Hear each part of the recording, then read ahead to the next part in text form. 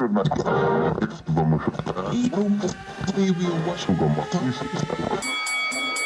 and gentlemen, welcome to Hand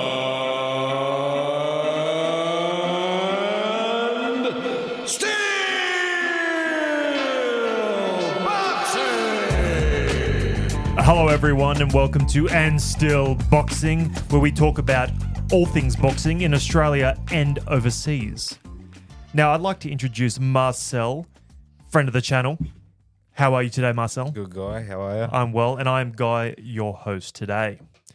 So, last week we had some technical difficulties with our recordings, and we had some predictions which came to fruition. But firstly, I'd like to talk about George Kambosos versus Vasiliy Lomachenko that happened last Sunday. Marcel, what are your initial thoughts on this particular fight? Kind of went as predicted 100%. for the most part. I thought the start of the fight threw me off a bit. I was like, okay, hello. That first round. It was like the first half of the first round. Yeah, you're like, okay, wait a second. The body work. And then Loma just figured out his shifts his footwork pretty early on, and just he found the home for his shots. But the start, I was like, he's really banging him to the body hard.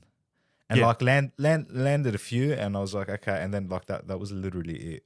Second half of the first round, and it just went downhill from there. George had a few, looked like he was kind of getting back in the fight a little bit, but it was soon shut down pretty quickly. Yeah, he just had moments there, but he lost every round in my book still, even the first round. You know what?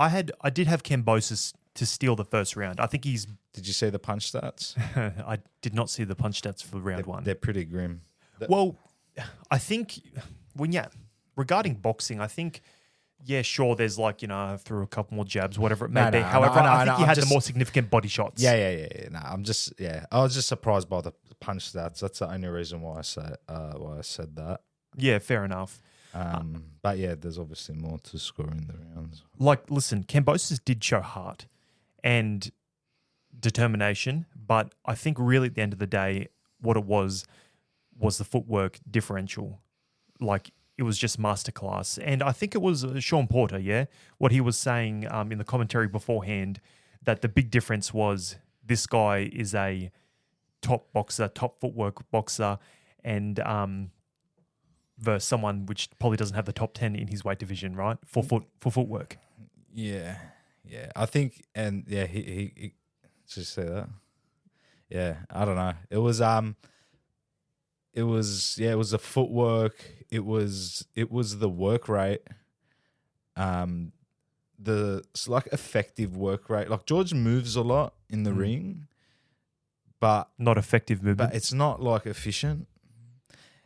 There was just I just see him get caught moving backwards with like he's not defending and he's not ready to counter either. Sometimes he'll like flick out like this is like little check left hook. He didn't have any answers for him. Just didn't have any answers for him. Yeah, props to him for getting in there and giving it a crack. And that's I think that's something about Aussie boxers that I love. We see it with Tim Tszyu as well, just taking like these insane fights. Tim's one was a bit more reckless just because like obviously last second pull out, completely different. Yeah, it's a different concept. Keith Thurman, but it was still not shying away from these big fights. I think a lot of that has something to do with us being excited to be on that stage. And like an Australian on the stage and having them these big fights in Australia as opposed to Las Vegas or London. Yeah, like I'm not going to say fighters are scared. Like no fighter's scared, but if you're a fighter like Tank, for example, I don't know, this is a different sort of conversation to be had. But Gervonta Davis. Yeah. If you're a fighter like Tank and you're like at that level where you're looking, I feel like they're looking at, obviously they want to leverage like the best deals that they can get, but also they're like thinking about going down as one of the greatest fighters of all time, and they're like, well, my record's going to be squeaky clean, kind of the Floyd Mayweather effect. We don't want to have any losses. So I admire boxers who are taking that big fight. But that big fight for George, like, I'm not trying to take anything away from his courage, but like... You mean the current Lomachenko one? Yeah, and just his fights in general. Yeah. Like Lopez, undisputed. Yeah. He's never ducked. He never ducks. But like... I'm saying that like these big fights that he takes, they pay the most for starters. Yeah. And also, but I'm not saying that he's scared and he just took those fights because they pay more. No, but like they just do pay more. So it's like you're a boxer, you're there to fight. I don't know. I was disappointed by his performance. I'm He's not a prize fighter. I'm not gonna. Yeah, he's a prize fighter. I'm not gonna sit here and be like, oh, George Kambosos, like. Yeah, give him his props on taking the fight, but I thought he fought quite scared in there. I thought he was very hesitant. It was a bad performance, and I just hope Aussies sort of like understand that there's more. All we're known for is heart. You know what I mean, bro? No, I 100% you know what I'm understand saying? what you're saying. And it's like, I don't know, like Tim, for example, like at least Tim, like you get behind Tim and you're like, this guy, he can actually like become undisputed in his weight class and win a lot of these marquee fights and like that. But yeah. Listen, yeah, for sure, I understand. I feel like George Kambosos, that particular style that he possesses, which I think is almost that Mexican style, in which that he's coming in, he wants to have essentially make it a fight. Okay, that's what he wants. That matches up very poorly against Lomachenko, and I never saw this fight going like in the favor of George in almost any circumstances. No, we both called it. For the record, due to our technical difficulties, we didn't get it out. However, we called rounds 7 to 12 stoppage for Lomachenko. And I'd like to add to the record that I did say it was probably going to be a body shot. You did say that. I did. And I felt pretty good about it. Yeah. I mean, it's not a big secret that, Lomachenko was going to win or maybe get a stoppage, but I just like the precision of it. I like the precision of it. Yeah. I think a lot of this stuff was obvious, man. Like, and anyone who thought otherwise, I don't know how you could have, like, anything can happen in a boxing match, but yeah, like, Loma, generally a slow starter, technical boxer, he'll pick you apart. First 6 rounds, he's usually just working you out. He actually turned it up a lot sooner than I thought he would. Second half of the first round, he was gone. He didn't miss a beat. He didn't miss a beat for the rest of the fight to the 11th round. He established, I really think after that, let's just give the first round to Kambosos. Just say, we'll give him that. I think I think Lomachenko downloaded enough information after that first round to now control the ring, control the timing, and he had him sorted out. He had him figured out very, very quickly. Yeah. Props to George for getting up in the 11th as well. Fantastic work. I thought it was a wrap then, but he picked himself up, and he knew how that fight was going to end at that point, and he still picked himself up and took another couple of body shots. Thank God he didn't, have any serious, didn't cop any serious damage in that fight. I think he only looked like he got rocked in the 11th round where Loma dropped him. Yes, I feel like that was not a push down. That was a strike. No. It was a strike. It was hurt. Yeah. It was hurt. And he even said, I think he got hit over the head in the 7th. Maybe he said for him that's when things changed. George Kambosos said that. George said that in an interview, but he didn't cop much head trauma, and yeah, it was an amazing performance by Loma, man. Really good. Yeah. Listen, for George, coming up next, his next few fights, should I say, I feel like his dash in the immediate future at the world-class level and world title shots might be a little bit at the end. He'll have to go back down and work his way up towards that shot. I feel like George, at this level, at this stage, should probably fight a big domestic fight Like I'm talking about if he goes up to say 140 and fights say a Paro, that would be a big fight. What are your thoughts? Yeah. We'll see Or what about Brock Jarvis? Man, I'd love to see. Now that's your call. Yeah. I'd love to see George fight Brock Jarvis. That's actually a cracker of a fight in the Bruh, sense that such a good they fight. both want to fight, and that's George's style against that A-class fighter. We know not quite, but against another fighter, someone that wants to engage like Brock, I think that's a red hot fight. Yeah, I like that fight for Brock. Obviously, like you'd probably have to like bet on George in that, but that's the thing, you just don't know because Brock's been. He hasn't. We saw him go against Liam Paro. There's no shame in losing to Liam Paro. Obviously, like the head movement and all that, and the coming forward worked against him. But Liam Paro is no joke, and we'll see how he goes against Mateus. But We'll be definitely breaking that fight down in the very near future. yeah. But yeah, I'd love that fight between Brock and George. That'll just be fireworks for sure. And one other thing I'd like to acknowledge with George Kambosos, that he's had 3 world-class major fights in Australia. 2 Haney fights and then Vasiliy Lomachenko just recently. I feel like having these big fights in Australia and having as many eyes on the sport as possible, especially Australian boxing, on the macro level, I think that's going to generate a world champion 10, 15 years down the line. Like there's going to be some kid that saw this and that was super inspired, that wouldn't have been beforehand. Maybe they're watching some footy or another sport and they're like, this is what I want. And that's going to, I feel like that's going to generate a champion in 10, 15 years. Just like when George Kambosos was young, he was saying he used to watch, Manny Pacquiao go and fight. He used to go watch, Costa Zoo and stuff like that, when he was very young. That's what I mean, but it's going to generate a champion in the future. Yeah. On the macro scale. Yeah, for sure. I mean, it's obviously if you get these big fights coming to Australia, it just creates more attention on boxing in Australia, but I hope that he goes and gives some of these Aussie fighters a crack because George isn't on that level. And at 30... What level? The elite, the creme de la creme. Mm-hmm. He's just not that. Like he went to find out, and he found out.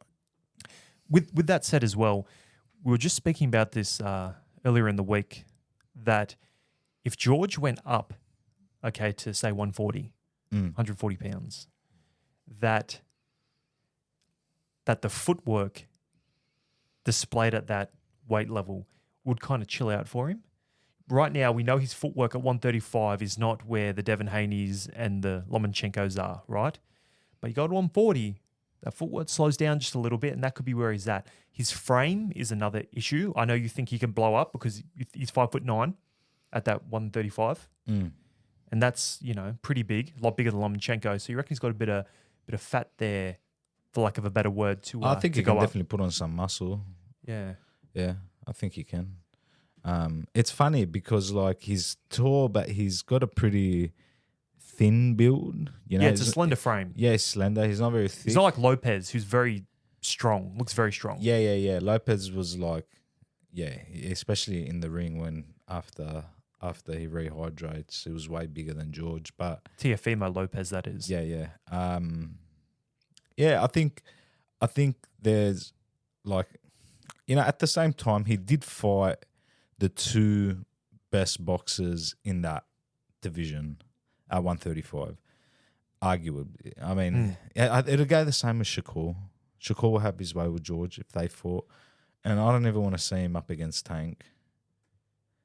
No, that wouldn't be a fight that I'd want George to take. No. I think Tank right now is displaying too much explosivity. Yeah. I've just made that word up. And Tank, yeah. Yeah, it's just going to be a bit much, like, at this stage. Again, Styles And he's got that one-punch knockout power. I don't want to say anyone against Tank. No, except for Shakur. I don't want to say Loma against Tank. I'd like to see Haney against Tank. I don't want to see Haney against Tank. Everyone stay away from Tank. Yeah. Nah. Shakur and Tank is realistically, if Loma fights Tank in the next year tops, I'd want to see that fight. Oh, how good would that be? Now, there was talk of that. I know immediately afterwards, Loma was essentially getting called out by Tank, and then Bob Arum, whom I'm personally not a fan of, was saying, "Oh, Crazy Bob. yeah, well, everyone can call you out on social media, just whatever." And I'm like, yeah, cool, but are you going to reply to it? And yeah, sure, Vasily's a family man. I want to rest, this, that, sure, but god damn, I want to see that fight. Yeah, Loma can't take rest, man. He's getting so old. 36 now, 36, and he's already said that he feels old for these lighter weight classes, and he doesn't have the size to go up. Yeah, He's already maxed out. He's gone up 3 weight divisions. I think Loma, that fight that he showed against George, I think George was like also made him look good in some ways. Just like being a fighter that has such heavy feet, and he was just able to like move around him at will. And he was taking the bait. George, it was a mismatch. Yeah, it was a mismatch. So, like, I don't think he looks that good against Shakur. No. No. And he didn't look that good against Haney. Well, we were discussing this earlier as well. And we kind of come to the conclusion that we thought that Haney did not outbox Lomachenko. He outmuscled him. Whatever he did, he had a consistent body assault. Yeah. He wasn't, and he still kept up with his angles. And Haney he did outmuscle him. He did, but like Haney's that style, a lot of grabbing, very, Mayweather-esque. Physical. He did what he had to do to get the win, and controversial win. I personally had it as a draw, but whatever. Controversial, but I'm happy with the result. It was Haney's hardest fight, after say like Teofimo Lopez, and obviously Teofimo Lopez had the fucked up shoulder and whatever. But Haney still managed to sort of contain. He contained Loma. Haney contained Loma, and that's what. What do you reckon the keys were for him containing him? What did you see? I saw him. He knew when to close the distance on Loma. And clinch, and he knew when to not take the bait. And he lays traps. Lomachenko is a big trap layer, waiting for that counter. He had a good game plan for Loma. I felt like Haney's camp had probably the best game plan for a fighter like Loma. Don't take the traps. Hold when you need to hold, and assault the body and keep up with his turns. Haney kept up with his turns well. Haney and definitely that American style of boxing, they exit very well. And cracking to the body as Loma was coming in, bro, he landed vicious body shots. No one talks about it. They were vicious. Yeah. And he that plan to attack the body was very obvious early on, wasn't it? Yeah. Yeah, and it was consistent. Whereas with George, we saw like a bit of it, and then he abandoned it. I don't think he abandoned it. I think he couldn't. Yeah, because of the footwork. That's what I meant. Like, he. One last point on that. I did like George Kambosos' trainer, that Russian guy. I can't remember his name off the top of my head right now, but he gave good advice. He gave some good advice. I'm like, that's exactly how I would be doing it in the corner. Yeah. But he was like, this is top level boxer. You are a fighter in the corner in between. I'm like, that's hilarious. Yeah, just gave it to him just nice and sweet. Yeah, and he was just like giving some great. He goes, listen, you deliver the punches. You go when he goes back, you go forward and occupy that space. And I'm like, this is great advice. Again, executing is another story. Yeah, easier said than done, especially when you're in there with Loma. And your head's spinning, and your head's spinning. Your feet are just not. They're just not moving fast enough. You're just not turning fast enough. There was a point in that round 5 or 6 in which I really saw, and for the first time really at this at a high level of boxing someone's footwork like stutter almost. It's very subtle, but I saw his footwork just simply was not there at the same level. I'm like, no, that's the point. Hesitant, He was hesitant, and it almost got like caught under him a little bit. I'm like, that's it. Bamboozled. He was bamboozled. But respect him for getting in there anyway. I'd like to see him fight. He can go down to 130 even, and perhaps fight Liam Wilson. I'd like to see that. Catch weight even. 130 is fine, man. George, he's got that's why I was thinking 140. His frame's just not there. I think he can go down to 130. Yeah, possibly. And he's a natural 135. He makes 135 easy. Yeah. If he wants to go up to 140, he's gonna have to train. He's gonna have to lift weights and eat a lot of protein and the classic winter bulk. Yeah, winter bulk. Get your winter bulk on.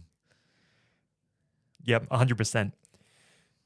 Marcel, the next fight that I would love to talk about with you and get your ideas on it.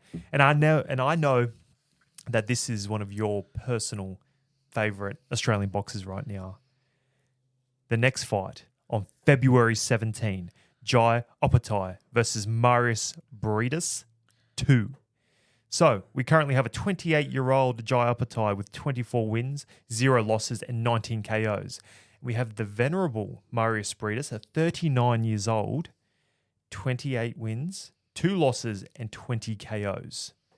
Now, this fight is going to be on the Ussyk and Fury undercard on February 17. And Jai Opetaia is one of the stars of Australian boxing right now. Apparently his Turkey is so high in Jai.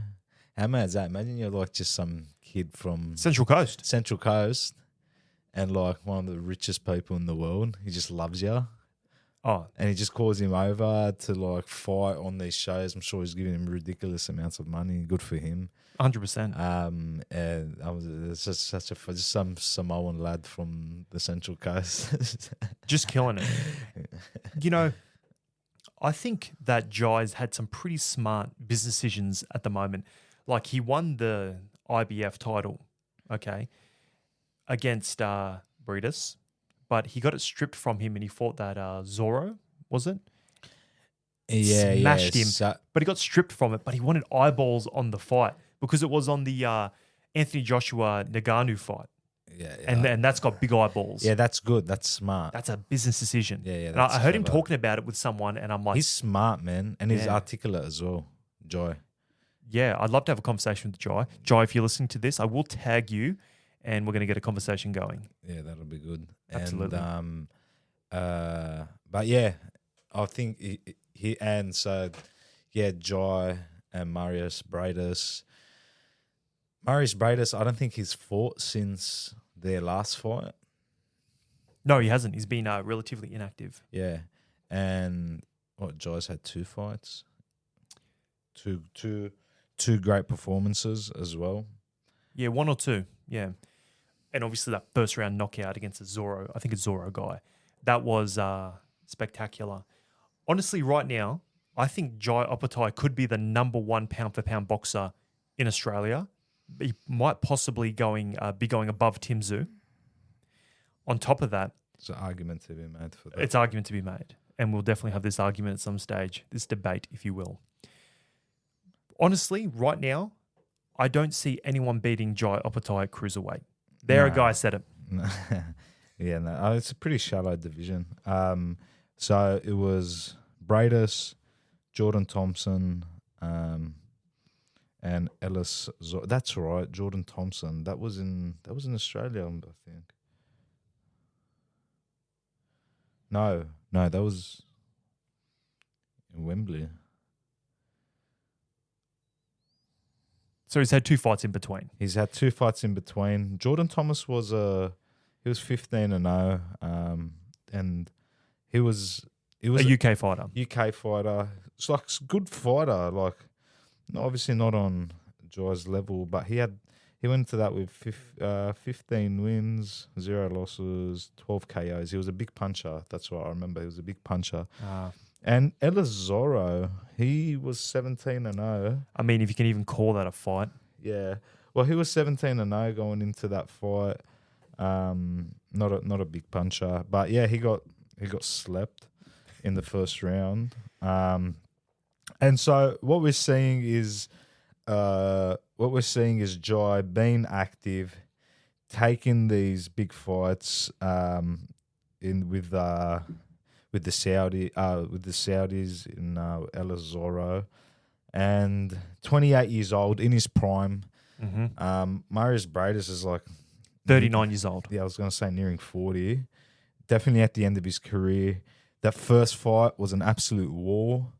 I can't, honestly, with Opetaia breaking his jaw and then continuing to fight and win. Yeah, he's a like soldier. his jaw was so swollen, unbelievable. And for him to maintain that fighting, because he saw it, like Mairis Briedis is not a fool. He was hitting it, he was striking it, and he just warrior mode. Probably like one of the worst sort of fighters you want to be in there with if you have a broken jaw. Especially at cruiserweight, these guys have speed and power. Yeah. No, Jai, I think Jai's going places. It'll be mad to see him maybe even go to heavyweight one day. Well, funny enough, I was actually watching an interview with Jai, and I was going to ask you this question. So he's obviously getting, older, and he's working, getting stronger. That's what he was saying. Okay, and then as a result, he says he's going to naturally make that transition to heavyweight. Now, let me propose something to you. He is 188 centimeters tall. Okay, that's what it says online. That is, listen, heavyweight. Like right now, personally, I am a very big heavyweight fan. I follow it very closely. Heavyweights now are almost another beast. 188 centimeters it might not be tall enough. It might not be physically big enough. How tall is Ussyk? Usyk is 193 centimeters. Oh, really? So Usyk is like 6'4", like a big 6'3" or a 6'4". So he's like, considering like the rest of the population, a big guy. But then you've got the guys like, Fury, who's supposedly 6'9", which we'll talk about in a second, or Deontay Wilder, 6'7", Anthony Joshua, 6'6". These guys are huge. I would be skeptical to see that transition from a relatively at weight cruiserweight to go up. Man, And Usyk, and if you take another example like Usyk and Holyfield, or actually not even, Usyk and David Haye, they were still around 193 centimeters, and they possess both X factors that were unique. Haye had very good speed and power, and you had Usyk, who's an amazing boxer. What are your thoughts about that transition to heavyweight for Jai Opetaia? Mate, it's too early to say. It depends what his height is, really. I don't know what his height is. He looks 188 centimeters. Okay. I don't know. Like, look at what was Tyson. One Eras though. That's a different era of boxing. 180. That's a different era of boxing. Yeah, and I a get different that, style. but like, I think this era of, I think there's sort of this misconception personally when it comes to these like big, super sized heavyweights. I don't think they're that great. I don't think it's as much of a benefit as we think it is. It hasn't even been around that long. You just had Klitschko, and they came in with this style of the 1-2 grab, and like, I don't think it's like just like a fact now that the super heavyweights are always going to outclass, are always going to beat the smaller, more nimble heavyweights. And look at what Usyk did to AJ. AJ is an absolute unit. Usyk beat him twice. Unit. Yeah, and now we get to see, and now this is even more extreme with Tyson because Tyson's that much bigger. Now we're going to see Tyson. Wait, is Tyson going to weigh more than AJ? Yes, I believe so. Yeah, because he's trimmed down heaps. But yeah, so now we get to see how Usyk handles Tyson Fury, and I think this thing is going to sort of get. Boxing's boxing. I don't think size. Yeah.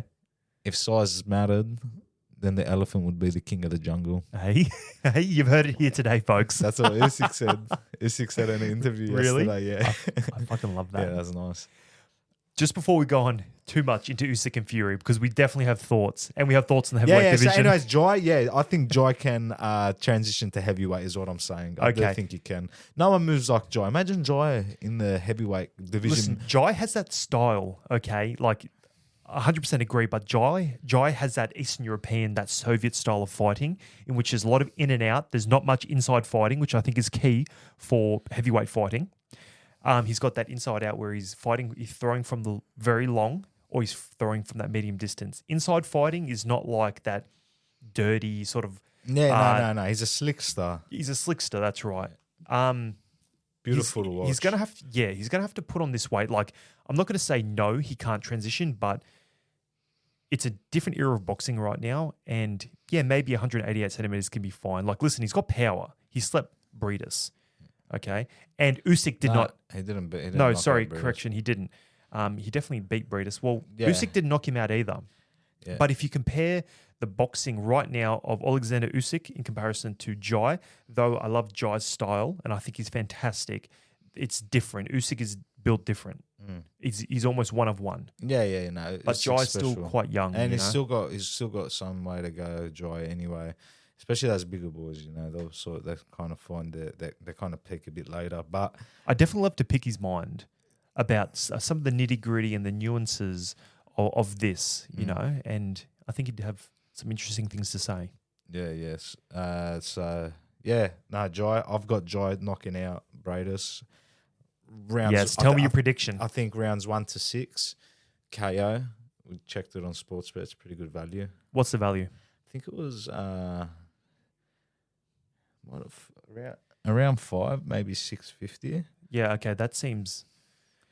Because we looked at it earlier, and one thing we're definitely going to be sprinkling amongst this is that if we find something on Sportsbet... no, it's not that much. It's 471 I got. 471. Yeah. Okay. If we find something on Sportsbet, we're going to drop it in here because we definitely try and find value within these. And we're going to throw a couple of multis in future episodes that we're going to put on and see if we can find some value for those who are more inclined to have a bet to make their viewing experience more entertaining.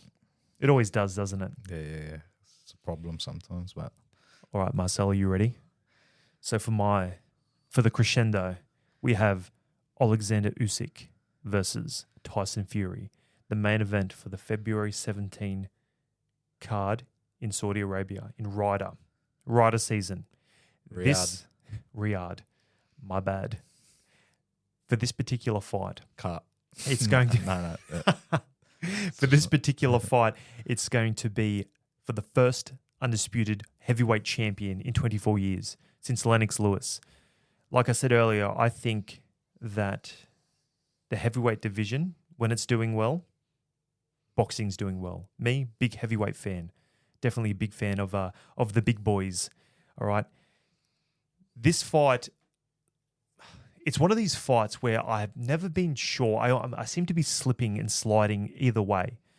Okay, where I'm a huge Tyson Fury fan, but I've seen Oleksandr Ussyk fight in Poland last year, and obviously a big fan of him also. So I don't know which way to sit. And I feel like I'm now at the stage where I'm at over-analysis, and I've looked at it too much. But I'll save my prediction for the end. Right now, what is your prediction, Marcel? I'm leaning towards Usyk, but I'm the same. I keep backflipping. Yeah. It's and that's what makes it a great fight, but it's also what might make it a boring fight. So people are looking forward to this fight, but don't be disappointed if it's not what it's hyped up to be. I think like boxing enthusiasts would appreciate it, just because what's at stake, how good they both are, and what they're trying to do. But yeah, in terms of like damage, blood and guts, I don't think so. But you never know.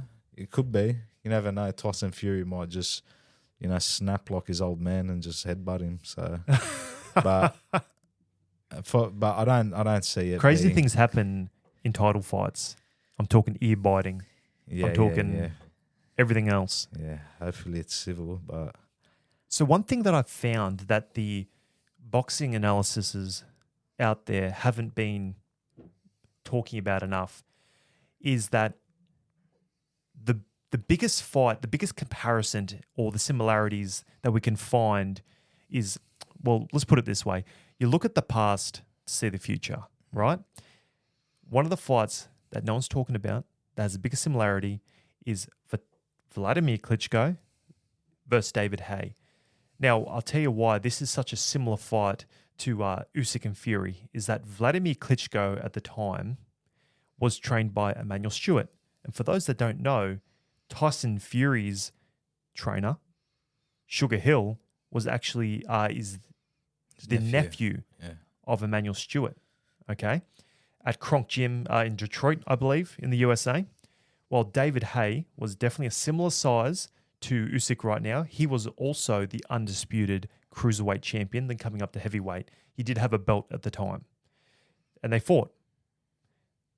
This fight was a bit of a snooze fest. We watched it the other day, Marcel, while waiting for the main event on Sunday.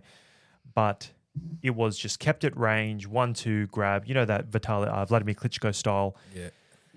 But I feel like they're going to look at this. Okay, the team, Tyson Fury's team is going to be looking at this and they're going to have the blueprint on how to fight a smaller, more explosive man. And they're going to use something like this. In conjunction with that, what I did see was Tyson Fury, he's trimmed up. Like he looks like he's a lot of lost weight, probably on Ozempic. I don't know. But he's lost a lot of weight. He's going to... My prediction here is that it's not exactly in line with yours. He's going to keep it long. He's not going to have his chin over his front foot. He's going to be very balanced and centered, going to keep it long, big jabs, because he's got a good jab. He's going to keep it long. It's going to be a snooze fest. 1-2, he's going to grab him.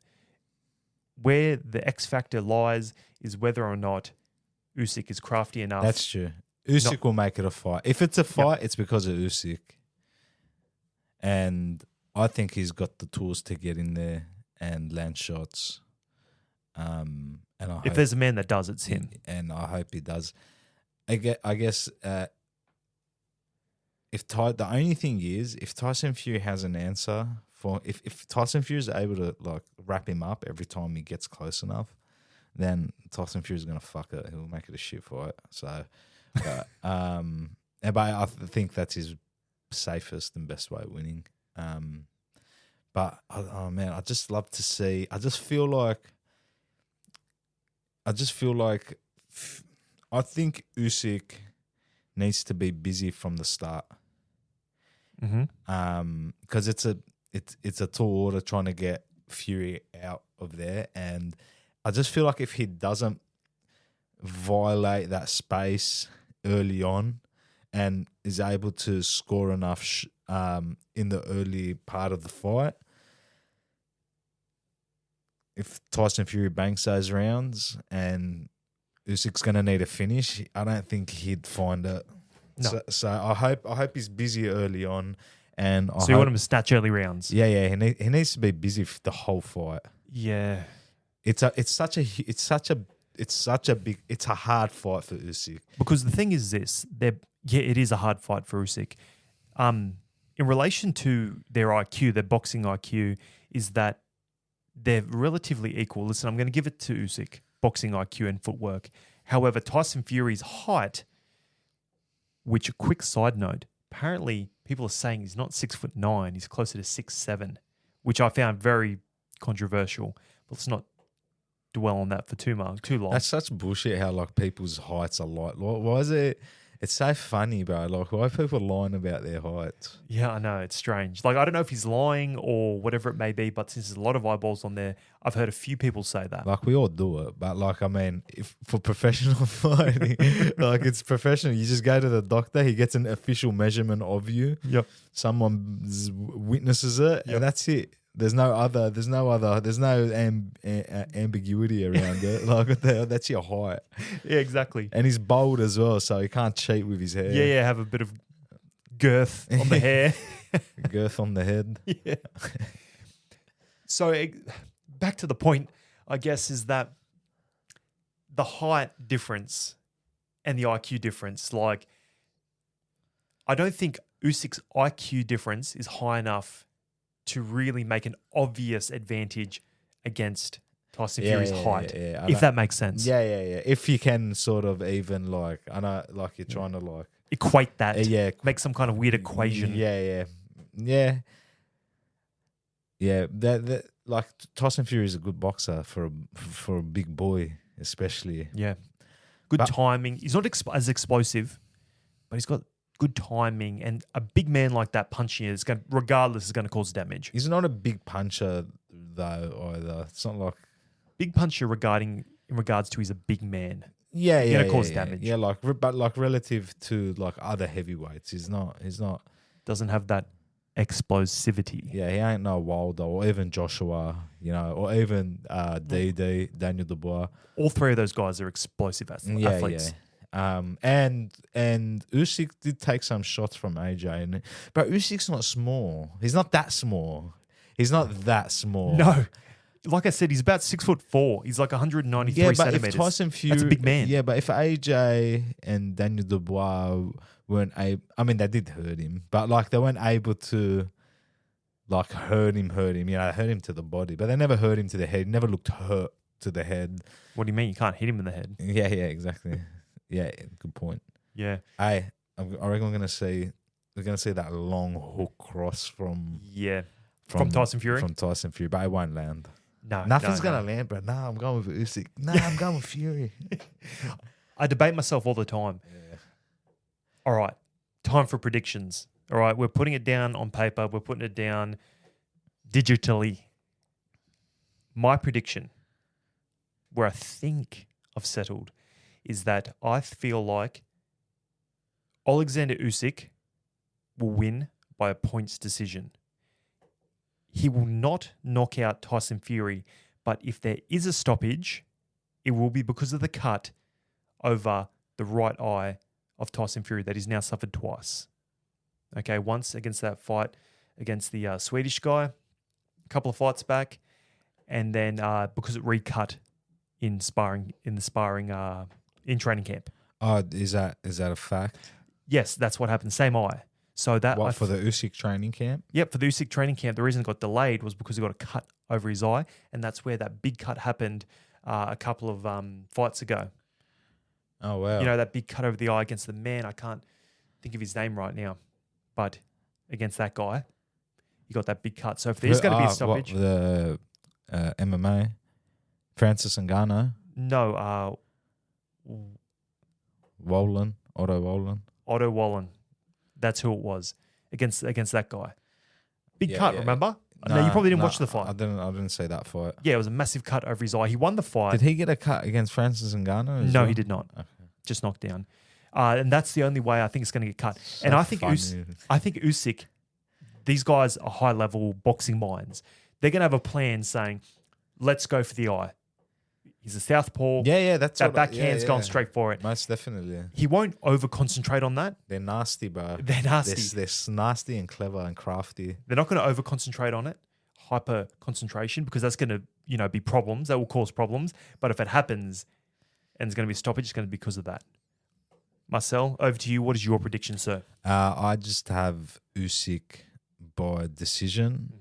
Mm-hmm. To be honest, I haven't really thought about it too much. Like I'm putting him down as decision. No, Usyk's gonna win by decision. Bro, tell him about your multi. Okay, so we came across this mad leg. It was Usyk to get knocked down and to win by decision, and it was paying like $9.90. So I put, and look, it's probably not gonna happen. So that's why it's paying $9.90, guys. Like, what, you put 10 grand on it, bro?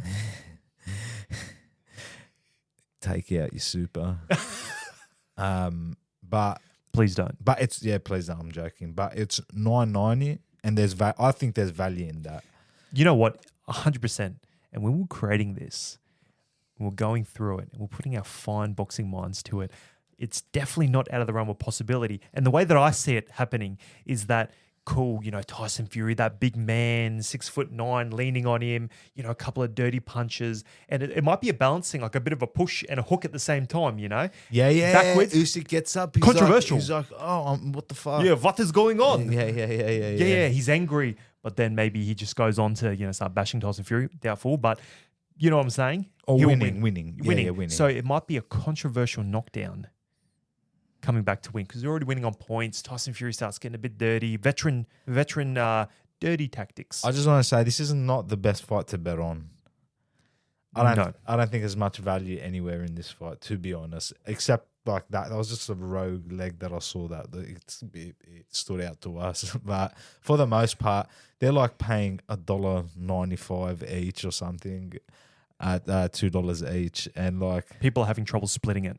Yeah. So I don't think it. Maybe if you just want, just to get a bit excited, put a bit of money behind your guy. It's good.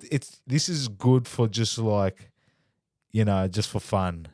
It's a fun one. It's just good because whoever you root for, just go put $20 on them. Make $20. Get a fraction of your pay-per-view back. What is a pay-per-view? Do you know how much it is? You know what? I'm sure it's going to be on main event / KO, probably around the $60 mark, I'd say. I haven't checked, actually. Who else is on that card? Jai Opetaia. Yeah. And Mairis Briedis. Is there anyone else? And no other Aussies in this particular spot. Yep. But those two fights are the ones that I'm very keen on. Now, with that, just to remind everybody, it is on Saturday morning. It's not on the Sunday. Oh, wow. I didn't even know that. And that's where the last Joshua Ngannou fight. Morning? It's in the morning. And that's where I made a mistake as well. So that's just a heads up for everybody. All right, then. Marcel, thank you very much for coming on and talking about these fantastic fights approaching. Yeah, thanks for having me. Absolutely. Well, thank you very much for your advice and your fine boxing mind, Marcel. Very, very big fan of that. So we're breaking down these fights.